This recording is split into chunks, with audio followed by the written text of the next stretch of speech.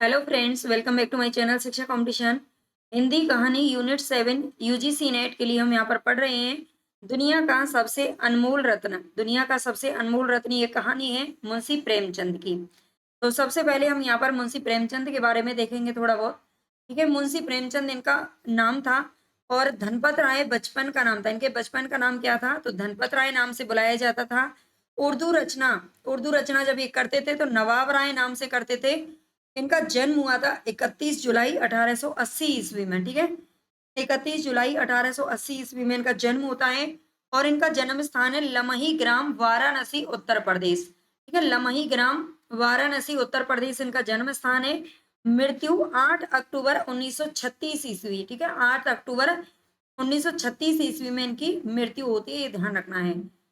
आगे इनकी प्रमुख रचनाएं देखेंगे। प्रमुख रचनाएं इनकी उपन्यास। सबसे पहले उपन्यासों के बारे में देख लेते हैं जो इंपॉर्टेंट है। सेवा सदन, निर्मला, रंगभूमि, कर्मभूमि, गबन, गोदान। गोदान आदि प्रमुख हैं। गोदान इनका पूर्ण उपन्यासों में सबसे लास्ट वाला उपन्यास था, अंतिम उपन्यास था। इसके बाद इन्होंने लिखा था मंगल सूत्र। ठीक है, मंगल सूत्र नाम से उपन्यास लिखा था और मंगल सूत्र जो उपन्यास था ये अपूर्ण रह गया था। ठीक है, अधूरा उपन्यास था, इसको ये पूरा नहीं कर पाए थे, ये ध्यान रखना है। नाटक है इनके करबला, संग्राम और प्रेम की वेदी। ठीक है, ये इनके नाटक है मुंशी प्रेमचंद जी के, करबला, संग्राम और प्रेम की वेदी। कहानी है पंच परमेश्वर, सज्जनता का दंड, ईश्वरी न्याय, दुर्गा का मंदिर, आत्माराम, बूढ़ी काकी, सवा शेर गेहूं, शतरंज के खिलाड़ी। ये इनकी प्रमुख कहानियां हैं। हालांकि इन्होंने 300 से ज्यादा, ठीक है, 300 से ज्यादा इन्होंने कहानियां लिखी हैं, लेकिन यहाँ पर जो प्रमुख कहानियां हैं वो दे रखी है। ठीक है, आगे क्वेश्चन है, आगे हमारा दुनिया का सबसे अनमोल रतन कहानी मुंशी प्रेमचंद जी के द्वारा लिखी गई है। 1908 ईस्वी में जमाना पत्रिका में ये प्रकाशित हुई थी। दुनिया का सबसे अनमोल रतन कहानी 1908 ईस्वी में जमाना पत्रिका में प्रकाशित हुई, ये ध्यान रखना है। सोजे वतन कहानी संग्रह में इसे संग्रहित किया गया था।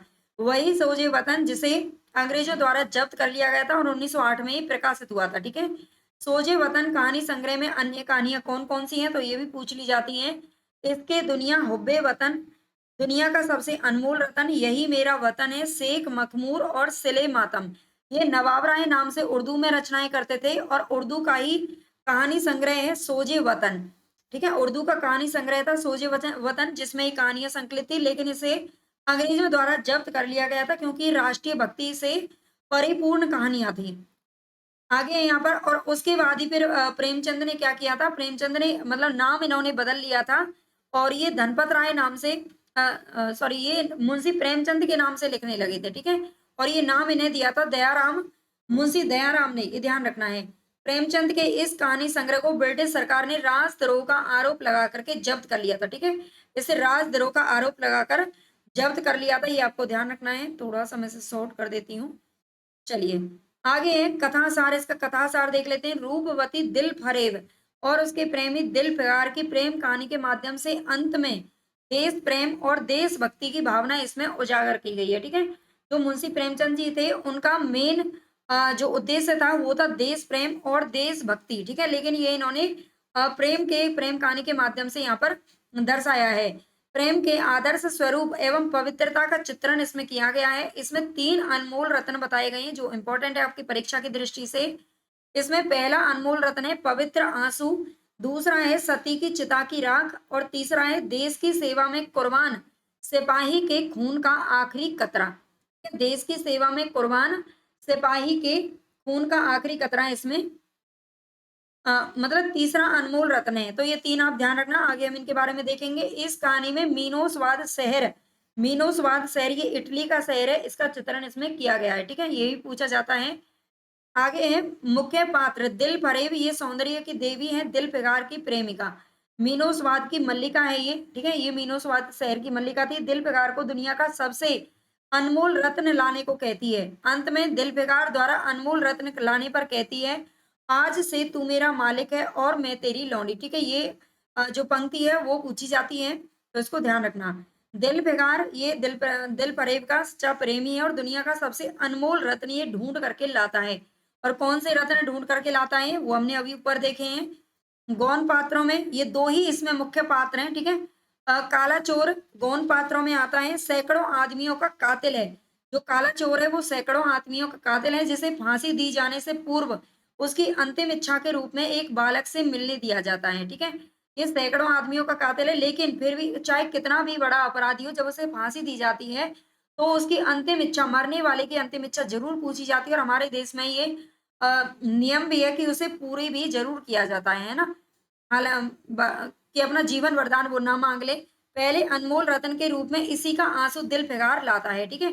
मरने वाले का आंसू लेकर के आता है, जो बिल्कुल अब मरने वाला है और उसकी अंतिम इच्छा है कि एक बालक से वो मिलना चाहता है। जब उसका ये आंसू गिरता है तब वो दिल पिघार लेके आता है। ये पहला अनमोल रत्न है। दूसरा है बुजुर्ग। बुजुर्ग इसमें गौण पात्रों में आता है और हरा अमामा बांधे एक बुजुर्ग है, ठीक है। हरा अमामा, अमामा बोलते हैं साफा, साफा यानी कि सिर पर जो पगड़ी वगैरह बांधते हैं। एक हाथ में तस्बीह और दूसरे में लाठी है, ये भी क्वेश्चन पूछा जाता है। दुनिया का सबसे अनमोल रत्न कहानी में बुजुर्ग के एक हाथ में तस्बीह है तो दूसरे में क्या है, ठीक है। तो ये भी पूछ लिया जाता है। दूसरे हाथ में उसके में लाठी है। दिल पेगार को पूरब की ओर हिंदुस्तान भेजता है। जब दिल पेगार वहां पर घूम रहा होता है और अपना मतलब अनमोल रत्न लेने के लिए जाता है, तो रास्ते में उसे ये बुजुर्ग मिलता है, जो उसे कहता है कि तुम यहाँ कहाँ खोज रहे हो, तुम्हें हिंदुस्तान पूरब की ओर एक देश है जिसका नाम है हिंदुस्तान और तुम्हें वहां जाना चाहिए। आगे तीसरा इसमें पात्र है, गौण पात्रों में सिपाही हिंदुस्तानी का सच्चा राजपूत है, ठीक है। हिंदुस्तान का सच्चा राजपूत सिपाही है जो अपने देश के लिए बहादुरी से जान देता है।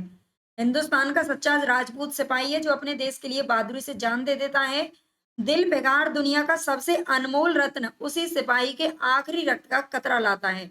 जो दिल बेगार है ये दुनिया का सबसे अनमोल रत्न में उसी सिपाही के, जो सिपाही अपने देश के लिए जान दे देता है, उस सिपाही का आखिरी रक्त का जो कतरा गिरता है उसे से ये लेके आता है, ठीक है। तो देशभक्ति इसमें दिखाई गई है। आगे है युवती और युवती का मृत पति, ठीक है। ये भी इसमें दो गौण पात्र हैं।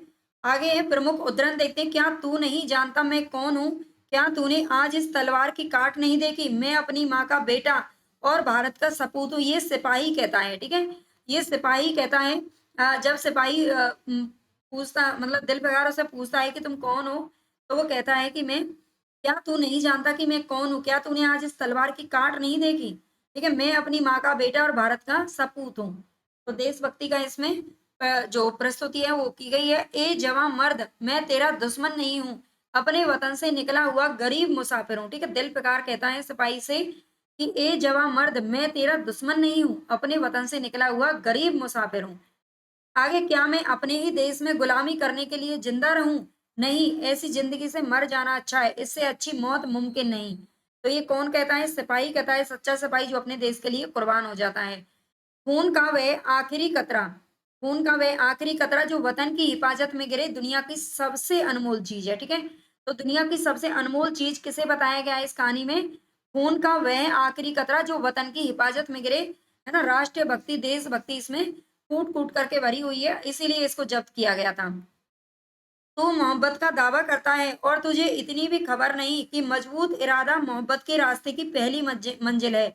मर्द बन और यूं हिम्मत ना हार, पूर्व की तरफ एक देश है जिसका नाम हिंदुस्तान है, वहां जा, तेरी आरजू जरूर पूरी होगी। आरजू यानी कि इच्छा।